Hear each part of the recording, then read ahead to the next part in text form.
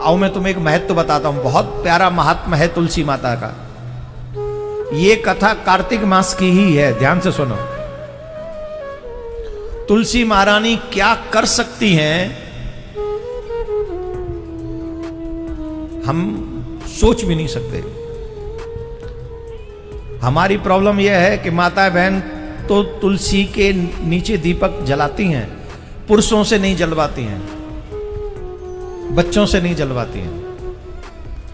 आप ये आदत अपने बच्चों को डालो। तुलसी महारानी साधारण नहीं है, बिल्कुल भी साधारण नहीं है तुलसी महारानी, बहुत कृपामयी हैं। एक कथा आती है तुलसी महारानी की कार्तिक मास में। एक चोर था एक गांव में, और वो चोरी किया करता था। और चोर है तो चोरी करेगा, दाम थोड़ी देगा, कभी यहां चोरी कभी वहां चोरी। तो छोटी छोटी चोरी करके उसका पेट नहीं भर रहा था। जब चोरी करने पे व्यक्ति आता है ना तो सोचता है बड़ा हाथ मारेंगे, बड़ा हाथ, तो बड़ा ही हाथ मारना चाहता है। तो राजा के खजाने में हाथ मारा उसने कि राजा के खजाने में चोरी करते हैं तो बात बन जाएगी अपनी। वो राजा के खजाने में गया, चोरी करी, और चोरी की आवाज, वो आभूषण वगैरह उठाने की आवाज किसी ने सुनी तो आवाज लगा दी, चोर चोर चोर चोर चोर। तो आवाज, जब चोर चोर की आवाज हुई तो वो भागा वहां से, सामान छोड़ के भागा। प्राण बचेंगे तो दोबारा जाएंगे, भागा। सिपाही उसके पीछे भागे, सिपाही उसके पीछे पीछे भाग रहे। अब वो डर गया तो एक मंदिर में घुस गया, और मंदिर में घुस गया, वो डर के मारे तो उस मंदिर में तुलसी के बिरवा खड़े हुए थे। उसे सर्दी लग रही थी, रात हो गई थी, वो नहीं बिरबों में छिप गया था, तुलसी के बिरबों में छिप गया था। अब सर्दी पड़ रही थी, अब सर्दी के मारे कब कबा रहा था, तो शरीर में थोड़ी गर्मी लाने के लिए उसने तुलसी के पत्ते लिए और अपने शरीर पे थोड़े लपेट लिए, थोड़ा मला उसको। ठंड के कारण वो अकड़ गया और उसके प्राण निकल गए। ध्यान से सुनिए, ठंड के कारण उसका शरीर अकड़ गया और उसके प्राण निकल गए। तो जीवन भर जिसने चोरी करी हो उसे तो लेने यमराज के दूत ही आएंगे। तो जैसे ही यमराज के दूत आए उसी समय नारायण भगवान के पार्षद भी खड़े हो गए, बोले सावधान। क्या हुआ महाराज? बोले क्या हुआ महाराज, तो क्या किसे लेने आए हो? बोले ये जो चोर पड़ा हुआ है इसी को लेने आए हैं। इसने, चोर ने जीवन भर चोरी करी है और कुछ अच्छा काम किया ही नहीं, इसलिए ले जाने आए हैं। तुम जानते नहीं हो, तुम देख नहीं रहे हो, यमराज के पार्षद हो तुम देख नहीं रहे क्या हो रहा है। इसने मरने से पहले तुलसी के पत्तों को अपने अंग पर लपेट लिया है, और जिस प्राणी का स्पर्श तुलसी से हो गया हो उस प्राणी को यमराज के दूत नहीं ले जा सकते, यमराज का अधिकार नहीं, वो सीधे भगवान के धाम जाता है।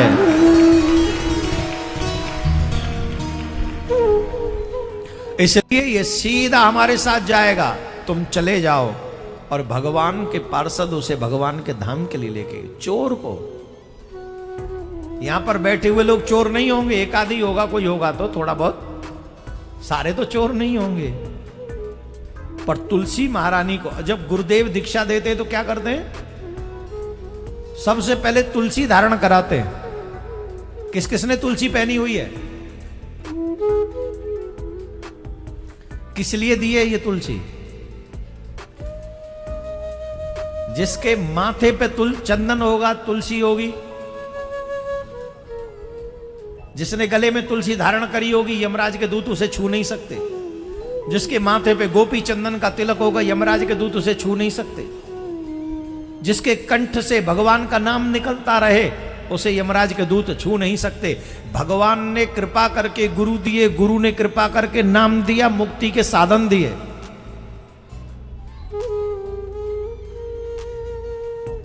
ये तीनों ही तुम्हें यमराज से बचाने के साधन हैं।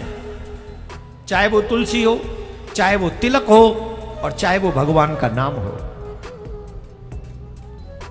इन तीनों से बेतहां प्यार करना चाहिए शिष्य को। एक क्षण भी तुलसी गले से उतरे ना, शरीर से रहे ना अलग। जब मनुष्य तुलसी धारण करता है और उसके बाद में अगर वो स्नान करता है तो तुलसी से स्पर्शित होकर जल जब भी बॉडी को स्पर्श करता है तो जितने तीर्थों में स्नान करने का फल मिलता है वो सारा फल घर में स्नान करने से मिल जाता है। एक और सुनो, आप जो भी खाते हो अगर गले में तुलसी है तो जाएगा तो गले में से ही तुम्हारा भोजन। वो भगवान का प्रसाद स्वाभाविक बन जाता है जिसने गले में तुलसी धारण कर रखी है। इसलिए मेरे प्यारे, गुरु के दिए हुए इन तीनों चीजों से प्राण निकल जाएं पर ये तीनों चीज छूटनी नहीं चाहिए।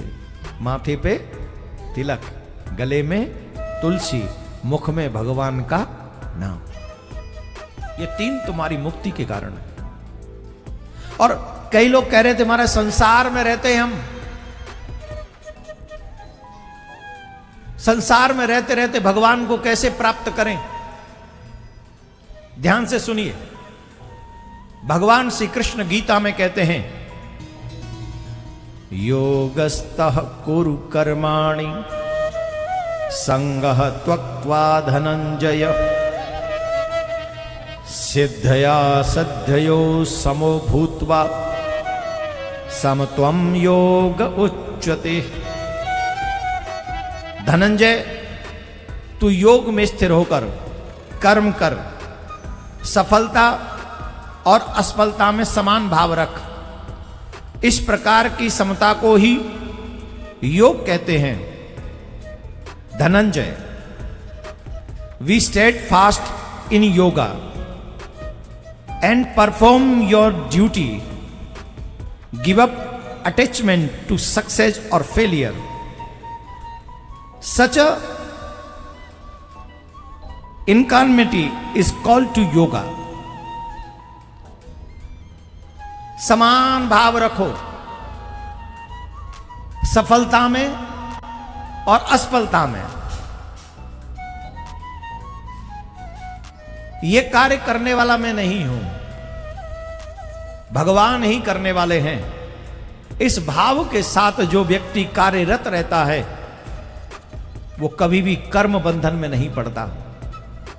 आपके मन में यह भाव होना चाहिए, मेरे द्वारा जो हो रहा है वो मैं नहीं कर रहा हूं, इस शरीर के द्वारा जो हो रहा है वो मैं नहीं कर रहा हूं, परमात्मा ही करने वाले हैं। सुख हो या दुख, दोनों में समान भाव रहना चाहिए। सुख में फूलो मती, दुख में रो मती। जो भले सो भला, न फले सो भला। जो इस भाव से रहता है वो कभी संसार के बंधन में नहीं फंसता, वो मुक्त हो जाता है। राधे राधे बोलना पड़ेगा।